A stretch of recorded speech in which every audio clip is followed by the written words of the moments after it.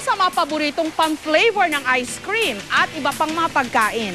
At pampabango ng ilang beauty products. Imported kaya mahal dati, pero ngayon local na, grown in Bukidnon. Ice cream, pastries,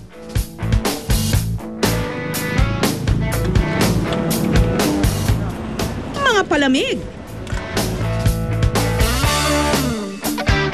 at kung ano-ano pang panghimagas.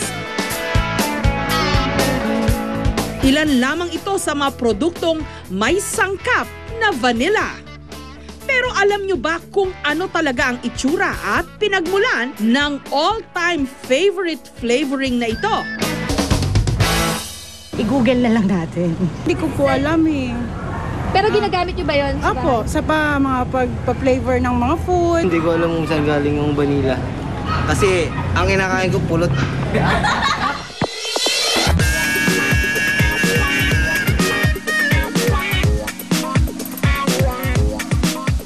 Dito sa bayan ng Libuna, sa Bukidnon, matatagpuan ang isang taniman kung saan pinararami ang isang uri ng orchid. Hindi dahil sa maganda nitong bulaklak.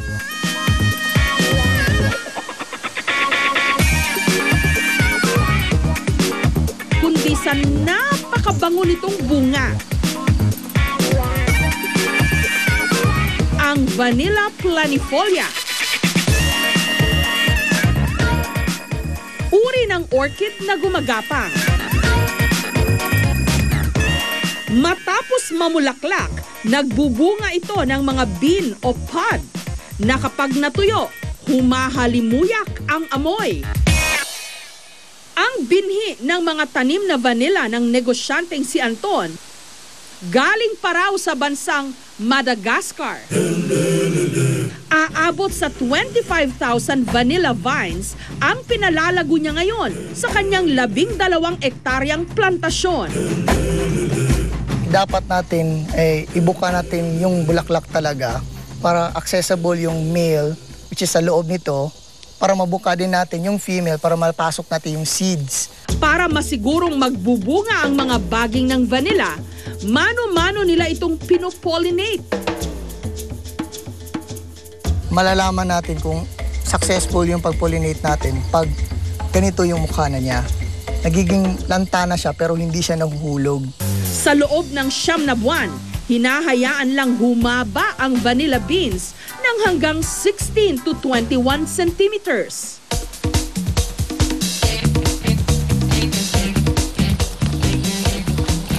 Malalaman natin na dapat na siyang i-harvest. May line na makikita mo sa gilid at saka matigas na siya.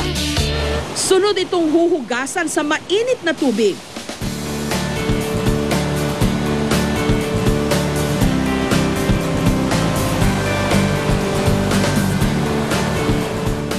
At saka babalutin ng tela sa loob ng 3 buwan hanggang tuluyang matuyo at maging kulay brown. Kada 3 piraso ng vanilla pod na ibibenta ni na Anton ng 240 pesos. Malaking pera kung tutuusin.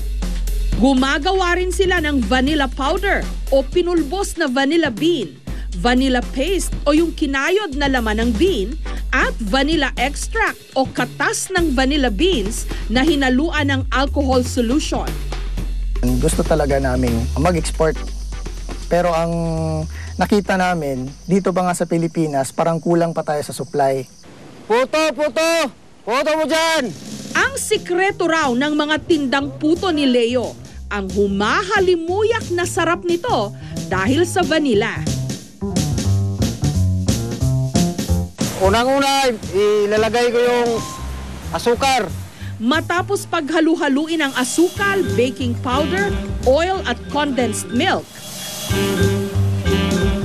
saka kakayurin ni Leo ang vanilla paste at ihahalo sa flour mixture.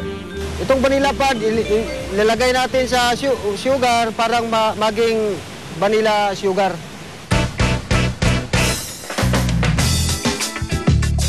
I-steam na natin hanggang maluto. Sunod itong pasisingawan sa loob ng 20 minutos. Malsa na ang mabagong puto ko.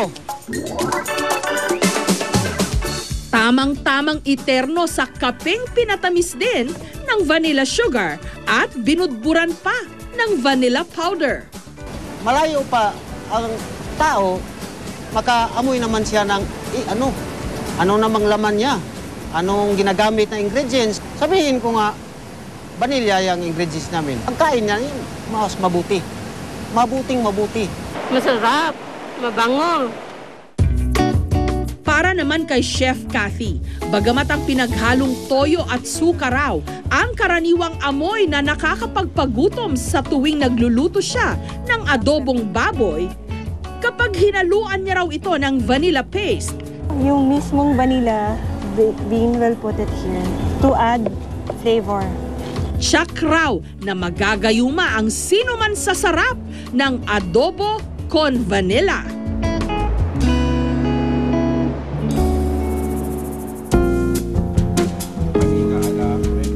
Balanse yung lasa, yung tamis, yung yung asim, tsaka yung pagka-salty niya. Parang lumabas yung mga lasa ng mga ingredients. The vanilla pod, ang maganda sa kanya is very strong yung flavor niya. Pero para kay Andrea, hanggang sa labas daw ng kusina, pwedeng malanghap ang bango ng vanilla. Gumagawa at nagbibenta siya ng mga produktong pampaganda na hinaluan din ito.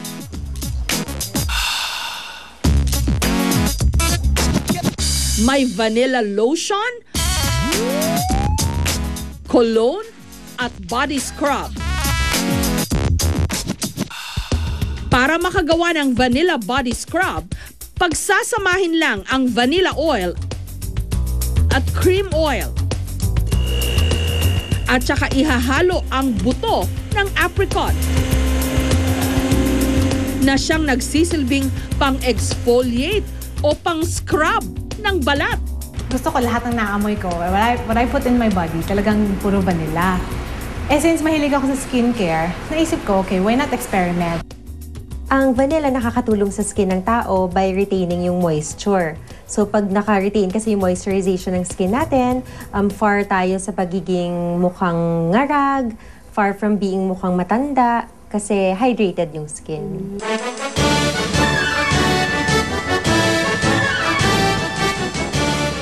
Heto pa ang hindi alam tsak ng marami. Saan ang gagaling ang atsuete o anato na paboritong pangkulay sa mga putahe? Ang atsuete ay isang mababang puno na may malalapad na dahon. Ang pumpon ng pulang bunga nito na tila may hibla-hiblang malalambot na tinik. Kapag biniyak, naglalaman ng maliliit na pulang butil o buto na siyang ginagamit pangkulay sa pagkain. Ang atsuete o anato ay isang uri ng natural food coloring.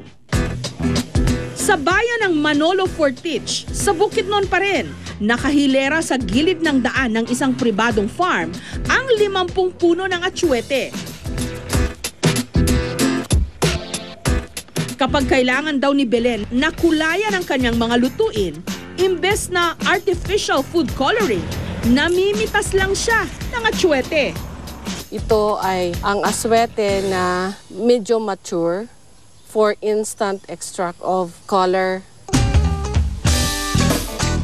Una munang ibinabad ni Belen sa maligamgam na tubig ang mga buto ng atsuete. Lagay natin ang karning baboy, manok. Tinimplahan ng toyo, kalamansi at asukal ang karne. Sunod niyang inihalo sa karne ang pinagbabara ng atsuete at hinayaan pang mababad ito sa loob ng 30 minuto.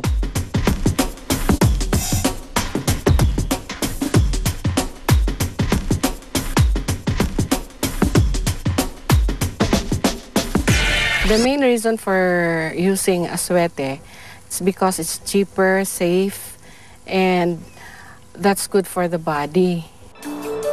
Paniwala naman ng 57 anyos na si Merlita, May bisang taglay raw ang mga dahon ng atsuete na di mano pwedeng pangontra sa dysmenorrhea at kabag. Kapag pinahiran daw kasi niya ng langis ang sariwang dahon ng atsuete at itinapal sa kanyang tiyan, naiibsan ang sakit nito. O para sa akin, gusto ko naman yung ito nagagamitin kasi minus gasto to eh. Wala ka namang, di ka na magbili ng gamot sa tindahan. Anyway, effective naman siya. We have nothing against us as doctors kasi yung alternative medicine practice or paggamit ng mga herbal medicine, approved na naman yun dito sa Pilipinas. But nevertheless, syempre, mas maganda pa rin kumonsulta sa doktor. Marami talagang mga sangkap ng pagkain na pamilyar man sa ating panlasa, hindi naman pamilyar sa atin kung saan nagmula. Ang hindi natin alam, ang kanilang pinagmulan, napakasarap alamin at pagkwentuhan.